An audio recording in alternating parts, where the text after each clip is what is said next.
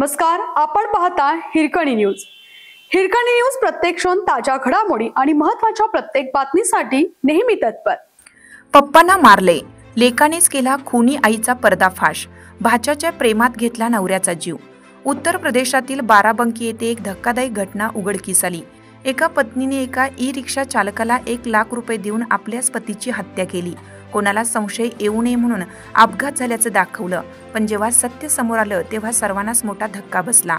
महिलेच्या चिमुकल्या लेकरानं हत्येचं रहस्य उघड करत आपल्या आईचा पर्दाफाश केला आहे।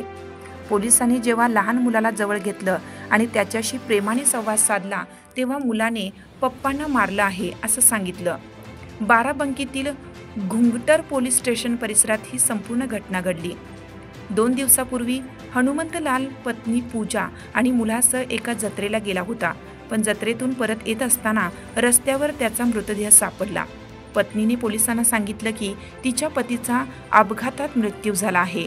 पोलिसांना तिच्यावर संशय आला आणि त्यांनी कसून चौकशी केली। चौकशी दरम्यान समोर आलेल्या सत्याने पोलिसांनाही मोठा धक्का बसला। पत्नी पूजाचे तिच्याच भाच्याशी प्रेम संबंध होते। घरात वाद वाढू लागल्याने पत्नीने तिच्या पतीचा काटा काढण्याचा निर्णय घेतला। त्यानंतर ती लखनौमध्ये राहणाऱ्या ई-रिक्षा चालक कमलेशला भेटली आणि पतीला मारण्यासाठी 1 लाख रुपयांची सुपारी दिली। त्यानंतर त्याने हनुमंतलालची हत्या केली। एएसपी विकासचंद्र त्रिपाठी यांनी दिलेल्या माहितीनुसार हनुमंतलालच्या मुलाने दिलेल्या माहितीमुळे हत्येचा उलगडा झाला। सध्या पोलिसांनी पूजा आणि कमलेश दोघांनाही अटक केली आहे। त्यांच्याकडून हत्येत वापरलेला लोखंडी रॉड, मोबाईल आणि ई-रिक्षा जप्त करण्यात आली आहे।